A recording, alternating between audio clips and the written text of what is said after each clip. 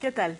Me da gusto volver a saludarlos en esta sesión número 3 de la materia Desarrollo Organizacional correspondiente al tercer cuatrimestre de la licenciatura en Mercadotecnia en Colegio de Empresarios.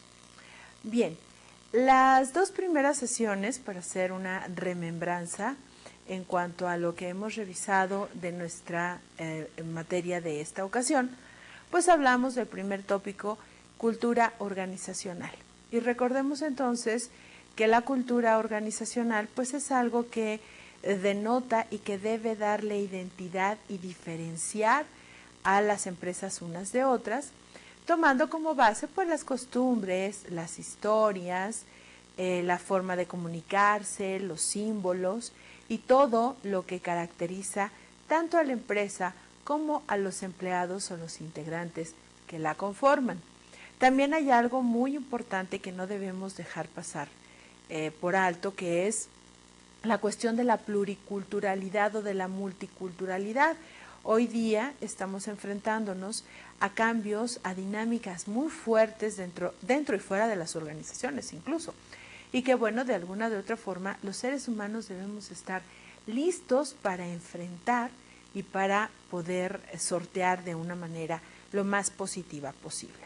Y bueno, hablando precisamente de estas dinámicas, en esta ocasión vamos a trabajar esta sesión número 3 con el tema cambio, precisamente, en las organizaciones.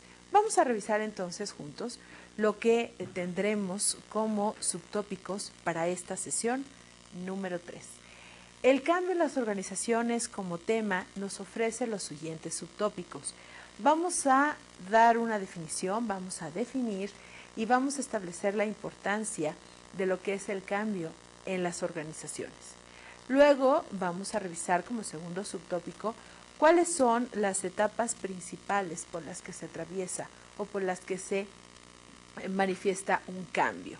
Luego veremos como un tercer subtópico lo que se refiere a la resistencia al cambio, para cerrar con este tema número 2, con el desarrollo organizacional como un modelo de cambio. Esto es, cómo el DO nos puede apoyar y nos apoya como un modelo del cambio dentro de las organizaciones. Bien, revisemos entonces cuáles son los objetivos que ustedes alcanzarán al terminar este tema número 2. El objetivo particular nos dice que al término de este tema, cambio en las organizaciones, ustedes podrán entender tanto el concepto como el impacto y la forma en la que se deben enfrentar los cambios del entorno en las organizaciones. Y el objetivo específico, bueno, pues que ustedes comprendan cómo esta resistencia al cambio en estas organizaciones repercute en su funcionamiento interno, así como el papel del desarrollo organizacional como un modelo precisamente para enfrentar los cambios. Bien, una vez revisado cuáles son los objetivos de esta sesión, empecemos nuestro segundo tema. Recuerden que les comenté en la sesión número 1 que siempre cuando abramos un tema vamos a abordar o abrirlo precisamente con una frase célebre. Esto con dos objetivos: para sumarle algo a nuestro acervo cultural y por otro lado adentrarnos en los subtópicos o en el tema en general que vamos a trabajar en estas próximas sesiones.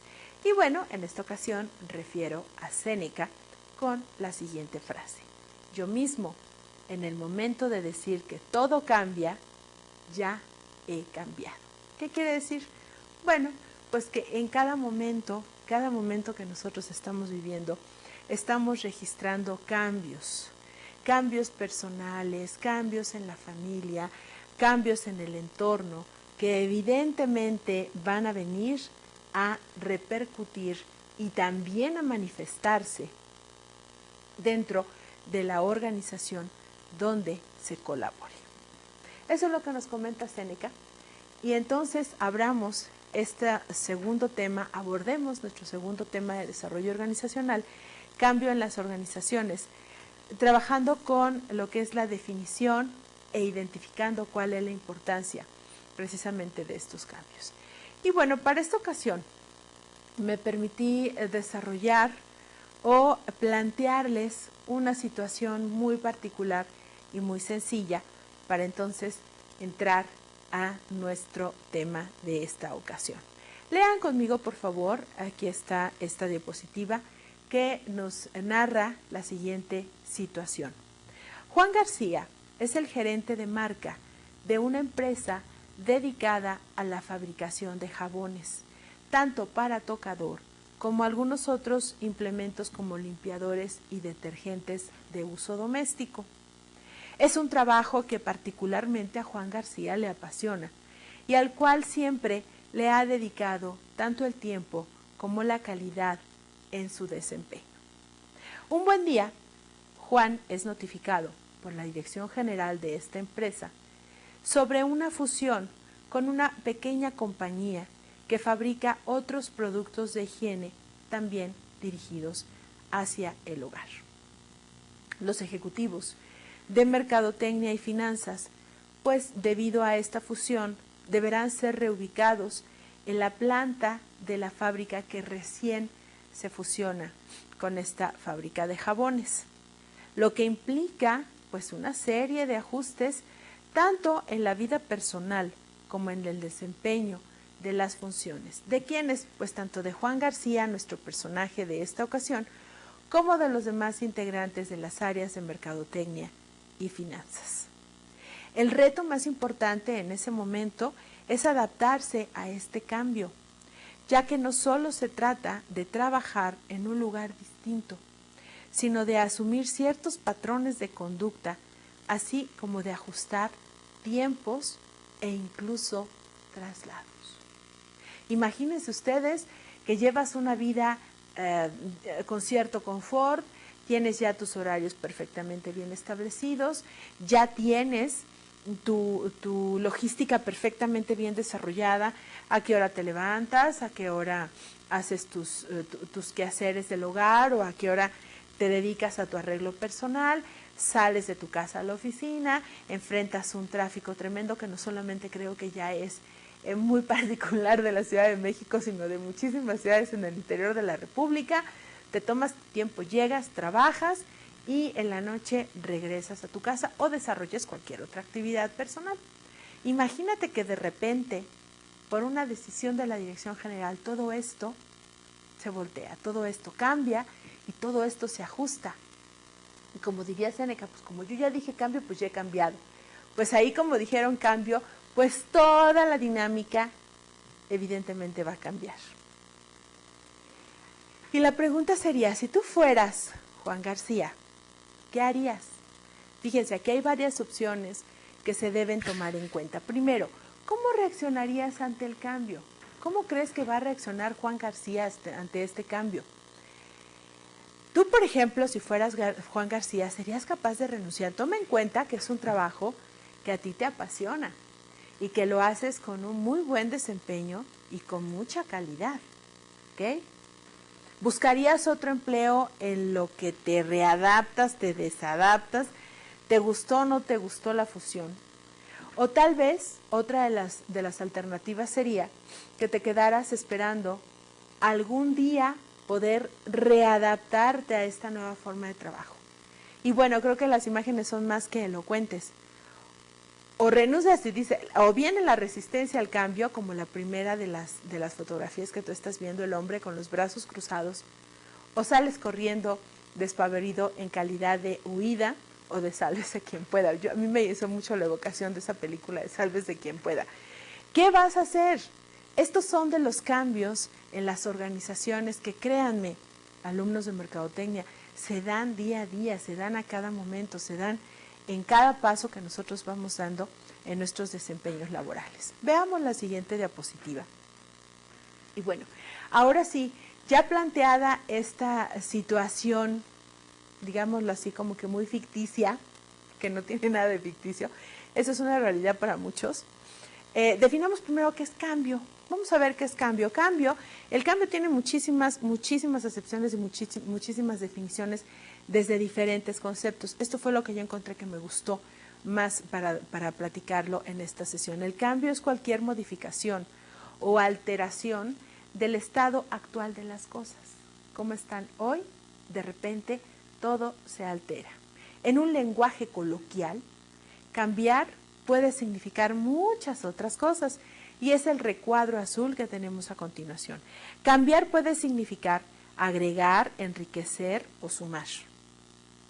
También puede denotar eliminar, desechar, disminuir o restar. Fíjense, el cambio puede ser positivo o puede ser negativo. El cambio puede significar el regresar a una posición anterior, ¿sí? Que me separé y a los 3 meses me reencuentro con mi pareja y vuelvo a vivir con ella. Es un ejemplo, ¿eh? Yo no sé si eso pase, pero es un ejemplo. Cambiar puede significar recuperar, traer algo del pasado al presente, muy relacionado con lo anterior. También puede significar desprenderse, dejar ir o liberar. Incluso muchas religiones, muchas prácticas religiosas o prácticas espirituales te dicen suelta, libera, y eso es asumir un cambio. Deja ir, despréndete de todo lo que tienes, ¿no? También el cambio puede significar acomodar o modificar superficialmente. Sí, esta pieza A la voy a manejar a esta parte y luego la regreso, ¿no? Es así como que el cambio muy simulado de las cosas, pero que realmente nos está dando de fondo. También el cambiar puede significar dar un nuevo orden a lo existente. Como que reubicarnos, como que redireccionarnos o alinearnos hacia otros caminos. También el cambiar puede implicar iniciar o terminar algo, ganar o perder, frenar o inmovilizar, acelerar, movilizar o impulsar, reemplazar, sustituir, mudar, cambiar de posición, reubicar, invertir, voltear. Fíjese, todo lo que es coloquialmente un sinónimo de cambio. Todo eso y muchísimas otras acepciones que por ahí me encontré implican o son sinónimos de la palabra cambio. Todo lo que puede surgir a través de un cambio.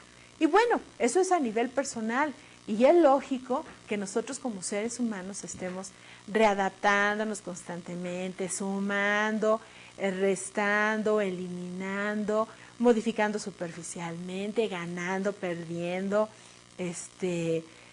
asumiendo cosas que no son y luego regresar al pasado, regresarlas al presente, qué sé yo. Muchas y muchas y muchas cosas que de una u otra forma pues también las empresas están viviendo. Y dice la diapositiva, para las empresas el cambio significa ir en busca del éxito. Si no, un cambio va a carecer de sentido.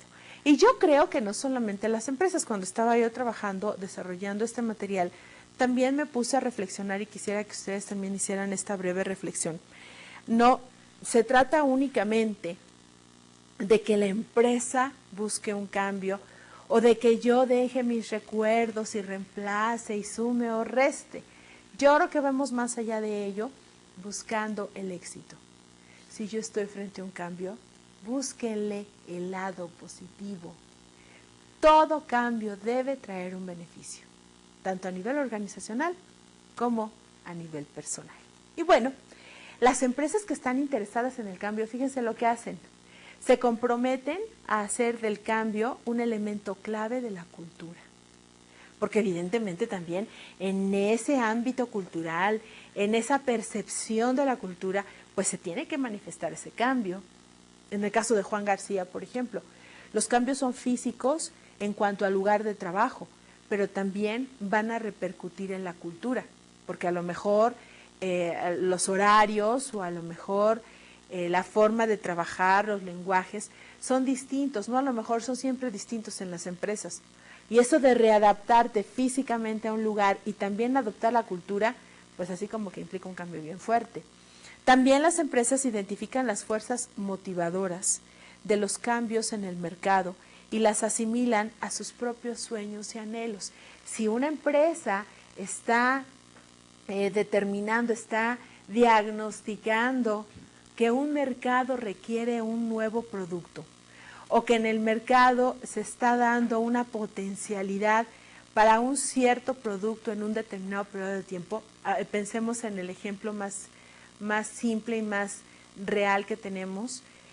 De aquí a 10 años, estamos hablando del 2015, 2020, 2025, la pirámide poblacional de México cambiará drásticamente y se invertirá. Y entonces los adultos mayores serán más que los jóvenes e incluso que los niños.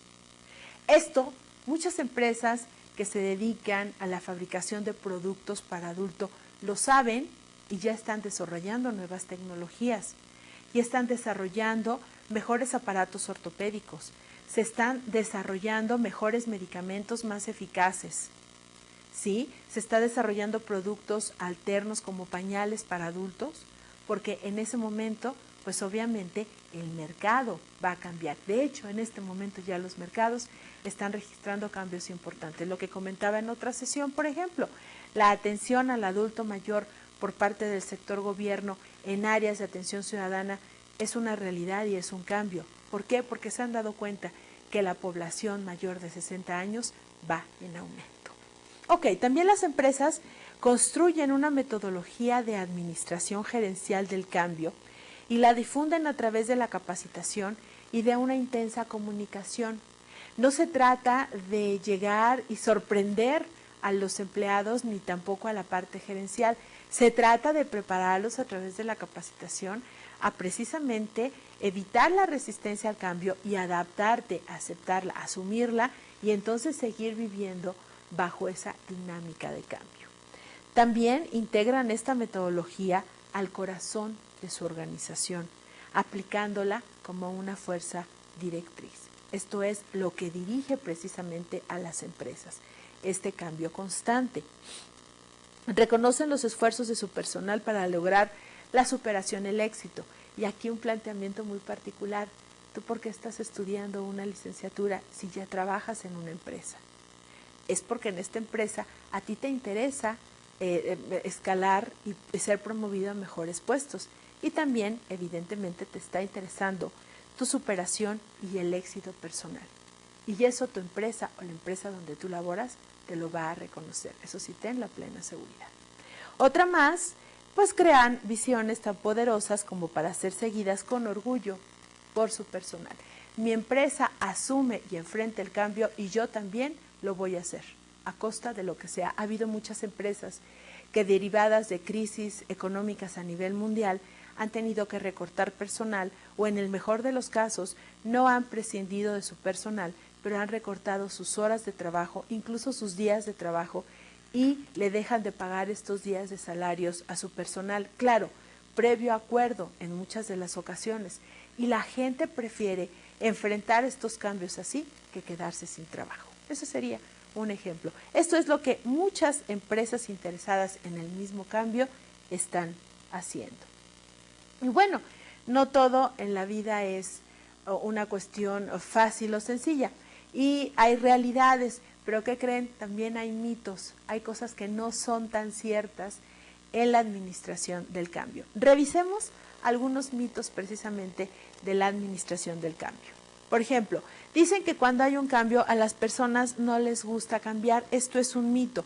Dice la diapositiva, los cambios son aceptados cuando se entienden y valoran los beneficios. Si la empresa no se ha preocupado por capacitar a su personal, que es rara la que no lo ha hecho, o que está al pendiente de las necesidades de su personal y que está en constante comunicación, bueno, pues a la gente no le va a gustar cambiar.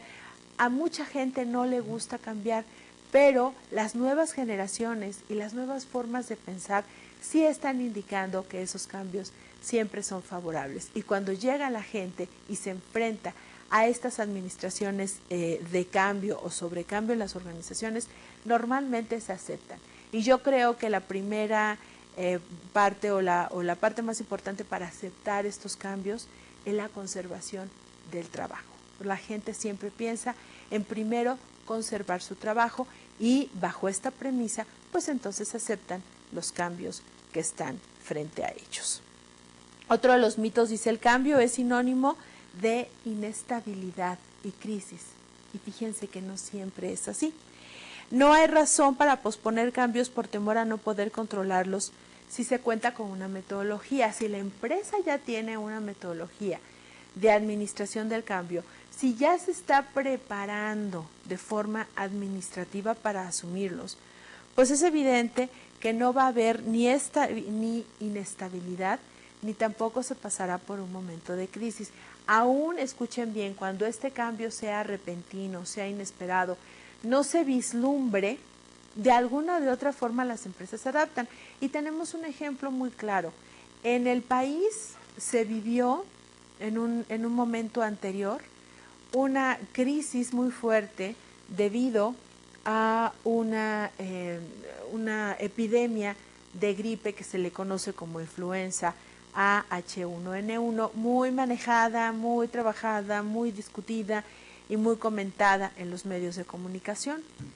Y si ustedes revisan la parte histórica, si bajan algunos periódicos por internet o algunas revistas o artículos, pues sabrán que hubo algunos días de mucha incertidumbre en la Ciudad de México específicamente, que fue donde prácticamente se detuvo toda la actividad comercial y la mayoría de las actividades sociales de las personas durante algunos días, y que la gente, mucha gente, pareció estar asustada, pareció estar inmersa en una situación que no sabían cómo reaccionar. Sin embargo, siempre de alguna u otra forma se mantuvo la calma y el control. Y esta crisis no fue sinónimo de inestabilidad y crisis para todos. Tal vez fue para algunos o para sectores muy específicos que no esperaban este cambio, pero aún así, cuando la gente, las empresas o las instituciones no lo esperaron, se tuvieron que adaptar a ellos. Yo recuerdo que en una universidad donde yo presto mis servicios profesionales, estábamos en la época de exámenes finales cuando vino esta suspensión de clases, y entonces se tuvo que atrasar y modificar todo el calendario. Cuando se levantó esta urgencia y se levantó esta alerta roja y la gente poco a poco nos fuimos reincorporando a nuestras actividades, lo que tuvo que hacer en la universidad es, como ella y muchas escuelas, desde las primarias, también por ejemplo las secundarias, reajustar sus calendarios, reajustar muchas veces los horarios de entrada y de salida para poder recuperar de alguna forma el tiempo en la que no se había asistido, no se había tenido labores, y volverse a adaptar a los cambios.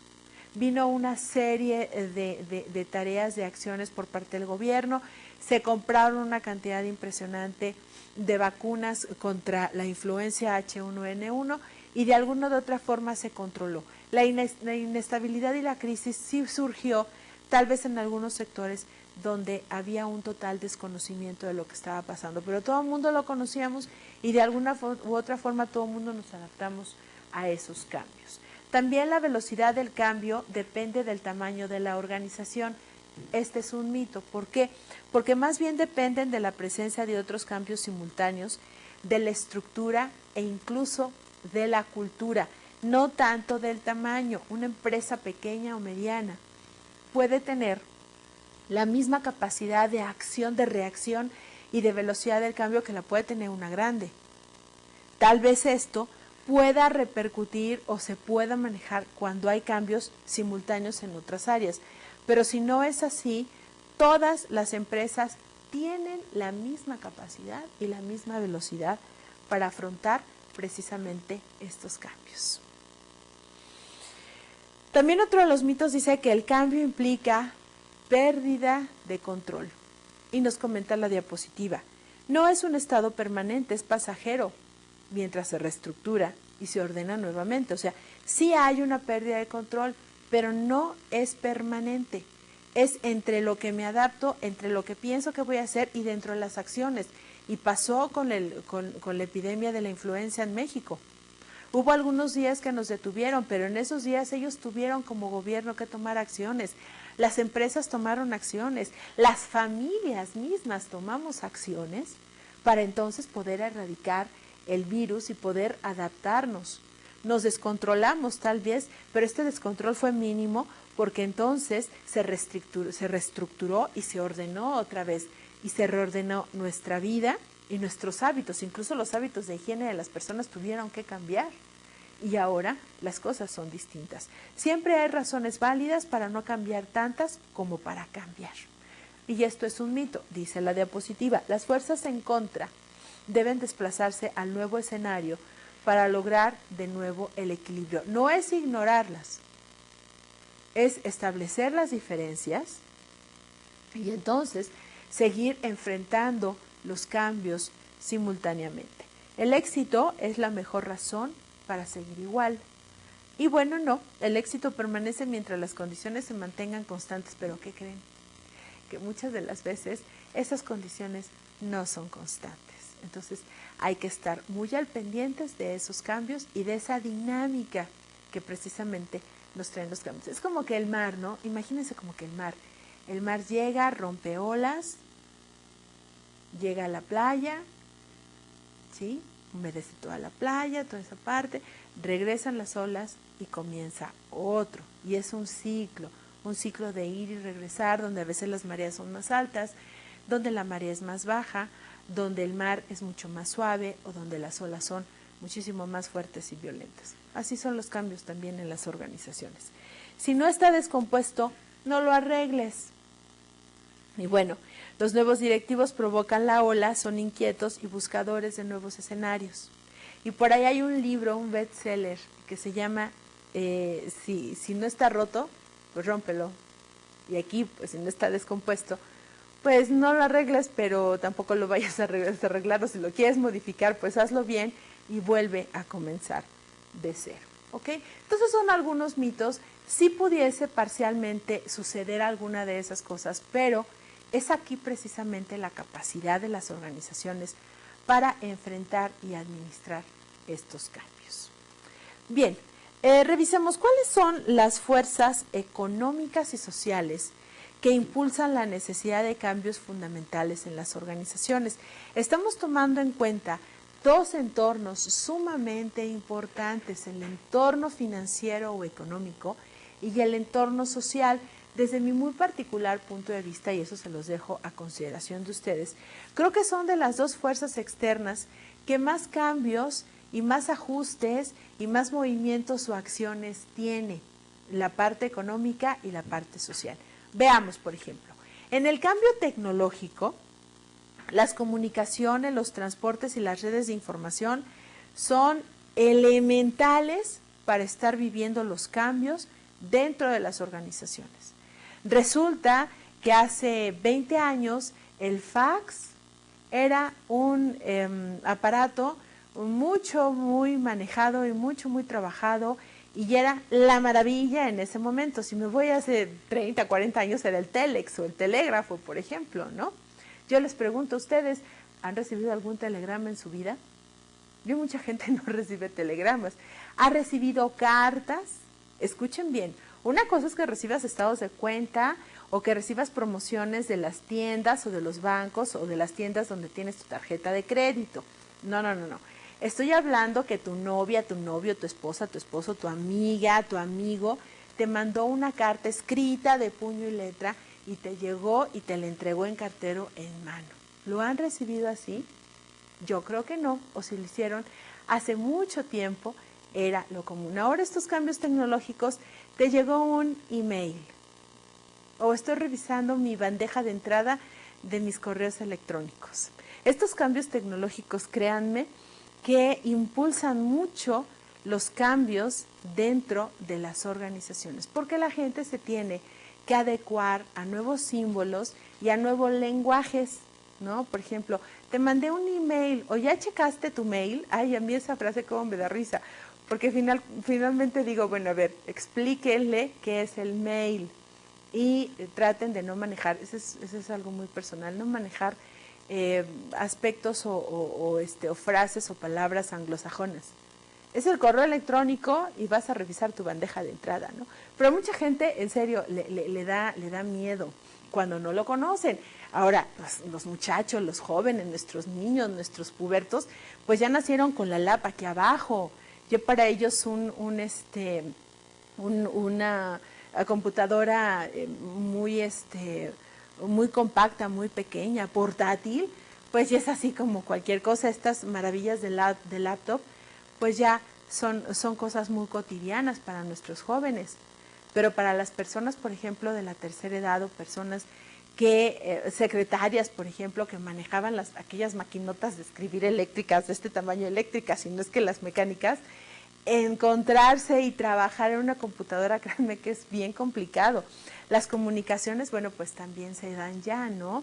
Ya nos podemos estar conectando y platicando con amigos, con personas, haciendo negocios, desarrollando proyectos con personas que en mi vida he visto, pero que todos estamos trabajando bajo el mismo esquema.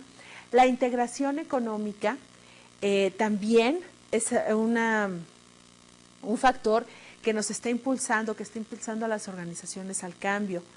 Hay ya el pago de menos aranceles, por ejemplo.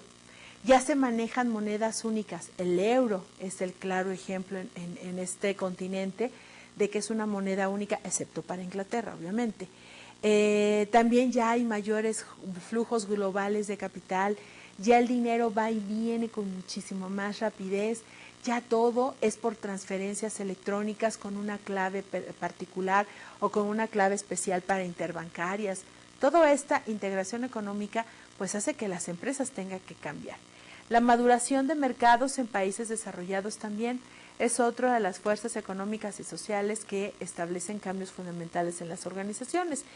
Y aquí se da algo muy particular. Fíjense que el crecimiento doméstico dentro de estos países desarrollados ya es más lento. Sí, ya la gente se dedica más a la parte del trabajo que al crecimiento de tipo doméstico. Los hombres y las mujeres ya no se casan. Y si se casan, muchos de ellos lo hacen bajo el esquema de no tener hijos. Ahí está la famosa moda o tendencia social de los dinkies. Voy al pizarrón para escribírselos. Se da empieza este fenómeno en Inglaterra por ahí de la década de los fines de los 80 o principios de los 90.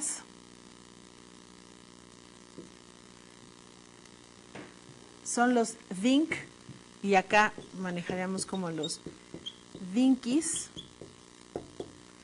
que su término es en inglés double income no kids.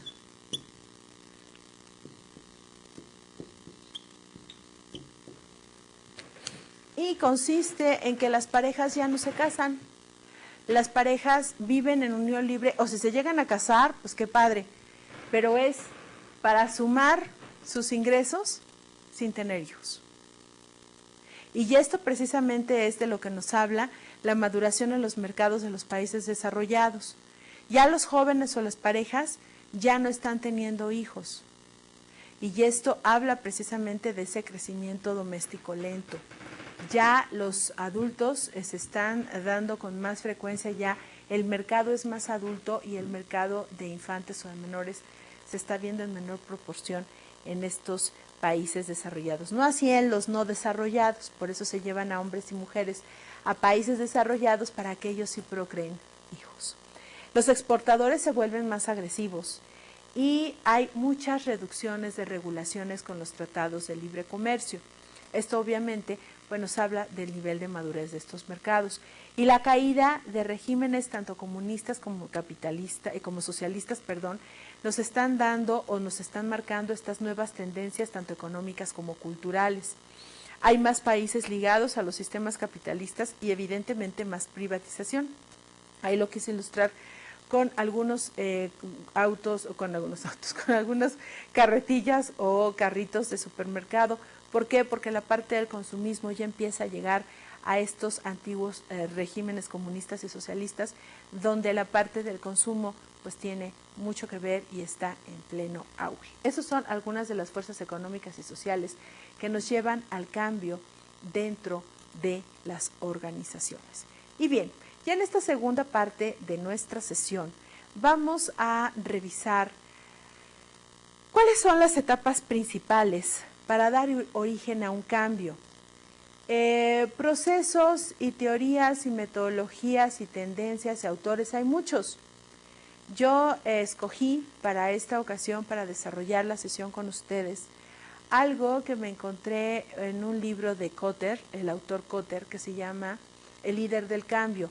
Y él nos establece o nos propone 8 etapas para dar precisamente origen al cambio fundamental.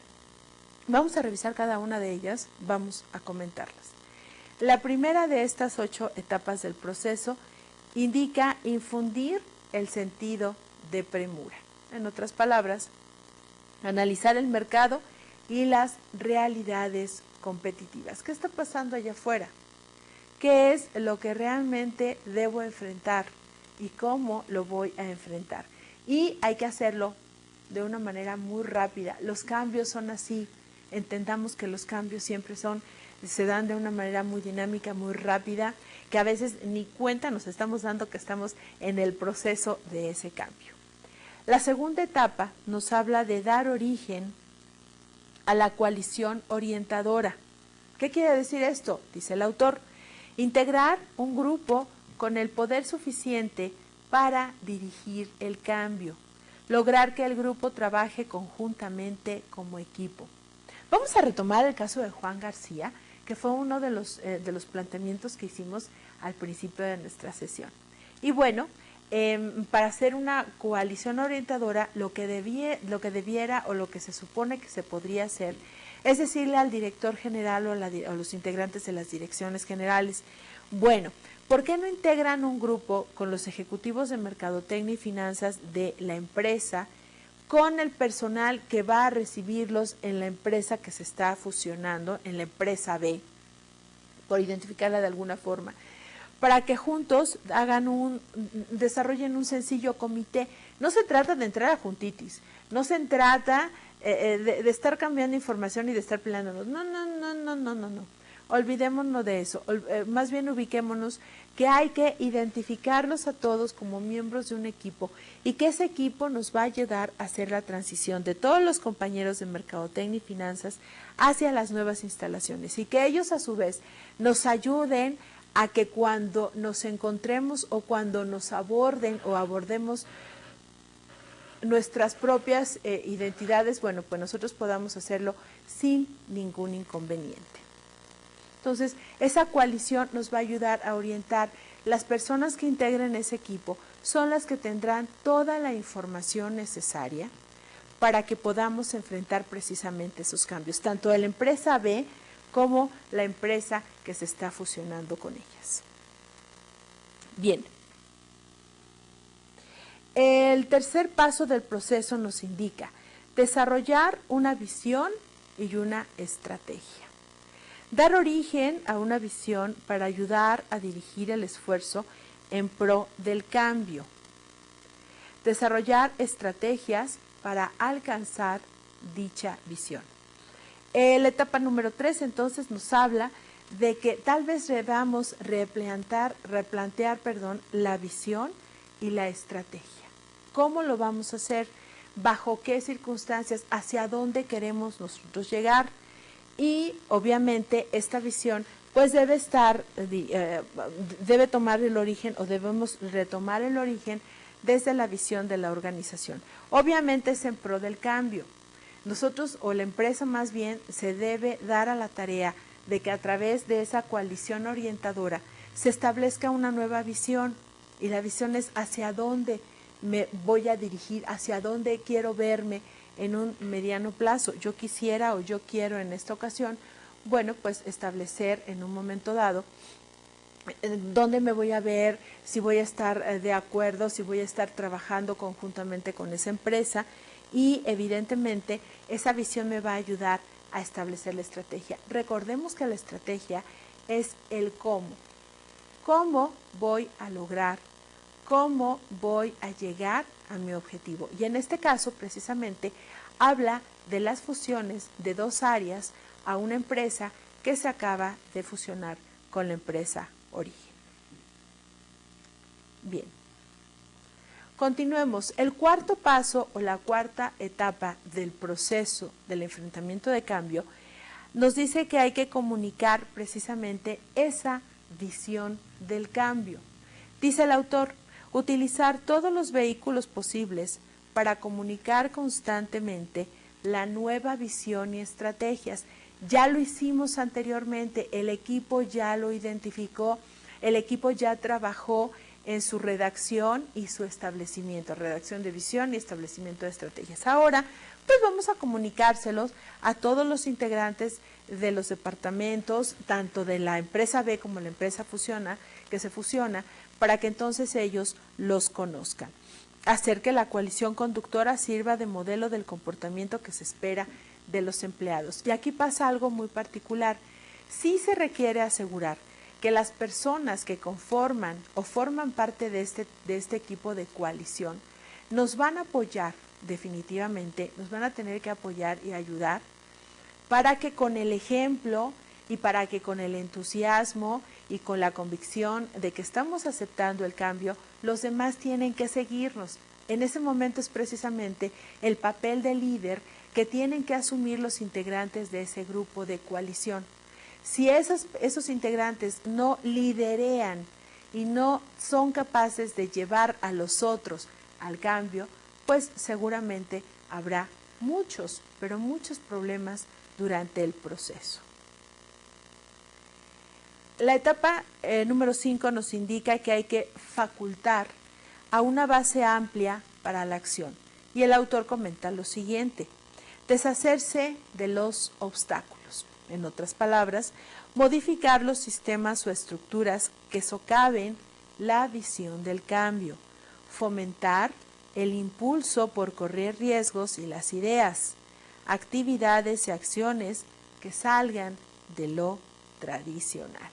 Y aquí, obviamente, pues la parte de liderazgo y la parte del movimiento fuerte que se tiene por parte del equipo de coalición, pues es el que nos va a ayudar a deshacernos de esos obstáculos. Y bueno, vamos a correr juntos los riesgos, vamos a sumar ideas, vamos a preguntarle a los otros integrantes de los equipos o a las personas que vamos a ayudar a hacer esta transición, ¿a qué otra cosa se les ocurre para mejorar o para hacer esta transición lo menos dolorosa, porque a veces duelen mucho los cambios, y hacerla mucho más accesible y mucho más rápida en pro de la empresa y también obviamente en beneficio personal?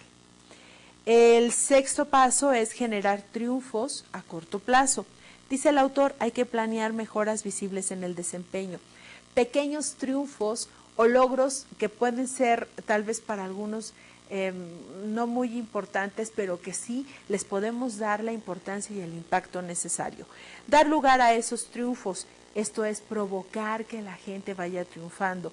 Otorgar reconocimientos y recompensas visibles a las personas que hayan hecho posibles estos triunfos. A lo mejor surgen ideas en lo que es el momento de la transición o de los cambios hacia la otra organización y a algún empleado o algún colaborador se le ocurrió una idea tal vez de implementar o de cambiar horarios para que la gente se vaya adaptando poco a poco y funcionó, y entonces la adaptación fue más rápido de lo normal. Pues al final, cuando ya se establecieron todos en las nuevas oficinas y ya todos están trabajando en las nuevas oficinas y se adaptaron a ese cambio, pues valdría la pena hacer un sencillo reconocimiento que gracias a las ideas o a las aportaciones de todos, están ellos ya adaptados a ese cambio. El séptimo paso o la etapa número 7 nos comenta que hay que conseguir las ganancias y también conseguir más cambios. Dice el autor, utilizar el aumento en la credibilidad para modificar todos los sistemas estructurales y políticas que no se adapten entre sí y que no encajen con la visión de transformación. Contratar, proveer y desarrollar a personas capaces de poner en práctica una visión del cambio. Fortalecer el proceso con nuevos proyectos, con temas e incluso con agentes de cambio. No se trata solamente de la transición física o de la transición de operaciones de una empresa a otra. No. También se trata de hacer promociones en pro de una práctica visión del cambio, ¿sí? Que durante ese o en esa nueva etapa pues se formulen nuevos proyectos. Ahorita me viene a la mente, por ejemplo, si yo a esta persona, Juan García, como gerente de marca, va a asumir otros productos, pues valdría la pena revisar esos nuevos productos, tal vez para darles otro enfoque, tal vez para buscar otros mercados o abrir otros canales de distribución donde se puedan comercializar. La octava etapa de este cambio es arraigar los nuevos enfoques en la cultura. Y el comentario del autor dice, dar origen a un mejor desempeño a través del comportamiento orientado hacia el cliente y hacia la productividad, dos elementos bien importantes, un mayor liderazgo más efectivo y también una administración mucho más eficaz. Articular las conexiones entre los nuevos comportamientos y el éxito en la organización, desarrollar medios para garantizar el desarrollo del liderazgo y la sucesión de puestos en el organigrama. En otras palabras, esos arraigos a los nuevos enfoques de la cultura es la suma, precisamente, hacer todavía más pluricultural nuestra empresa, en adoptar esos cambios, esas nuevas formas que nos llevaron al cambio y entonces crear nuevos estilos de liderazgo, crear nuevos formatos de trabajo y, ¿por qué no?, readaptar y reestructurar, más bien es la palabra correcta, reestructurar nuestra base organizacional, nuestro organigrama, para entonces el manejo o la sucesión de puestos. Con esas fusiones se pueden venir cosas muy benéficas y muy interesantes para la organización. Muy bien, pues ahora ya para cerrar nuestra sesión número 3, vayamos a las conclusiones de la misma. En esta ocasión abordamos el tema del cambio en la organización y fuimos trabajando un sencillo ejemplo que nos sirvió para estar ilustrando cuáles son las etapas que el autor Kotter, John Kotter, con su libro Liderazgo para el Cambio, nos está ofreciendo en cuanto a las etapas principales que nosotros tenemos que abordar para asumir cambios. Lo que implica es algo bien sencillo. Establecer cuál es el cambio, identificarlo adecuadamente, incluso acelerarlo. En algunas ocasiones se vale acelerar cambios. También consolidar o conformar un equipo que nos ayude a la coalición, que nos ayude a la transición de estos cambios, crear una visión, una estrategia muy específicamente para lo que nosotros estamos abordando y la parte más importante, comunicar a quienes están involucrados en el cambio, invitar, entusiasmar a los que están involucrados en ese cambio también con los equipos para que entonces se puedan hacer adaptaciones al cambio muchísimo más benéficas. Y una vez que ya se dio, pues venir con esa parte de la compensación y esa parte del reconocimiento. Todos requerimos aceptar los cambios y obviamente todos requerimos ser reconocidos si nuestras ideas han sido fructíferas o han aportado algún beneficio a la organización. Yo quisiera concluir esta sesión invitándolos a una breve recepción. En un lapso de 6 meses a la fecha, escribe cuántos cambios has tenido en tu vida personal, cuántos cambios has tenido que afrontar. Y de estos cambios, ¿cuáles han repercutido en tu trabajo? Otra pregunta, otro planteamiento para reflexionar sería, ¿cuántos cambios ha habido en tu entorno laboral y qué han hecho que hagas ajustes o cambios a tu vida personal? La pregunta más fuerte que yo haría en esta ocasión es si ya te adaptaste. ¿Ya estás adaptado a los cambios que se están dando en tu organización? ¿Ya estás adaptado y asumiste que debías hacer un cambio y ya cambiaste en la cuestión personal? Parecieran preguntas muy sencillas o tal vez parecieran preguntas muy fuertes porque van a abordar tal vez temas o situaciones que ni siquiera se han atrevido a hacer. A veces, desafortunadamente, los seres humanos también tenemos pérdidas de nuestros seres queridos o pérdidas materiales que nos duelen mucho. Hay gente que no lo asume. Yo te invitaría en esta breve y sencilla reflexión para cerrar nuestra sesión de hoy a que observes, a que analices las 8 etapas del cambio y que las adaptes, ya sea en tu entorno laboral o en tu entorno personal, y veas en dónde puedes mejorar. Yo soy Angélica Heredia, soy tu maestra de Desarrollo Organizacional.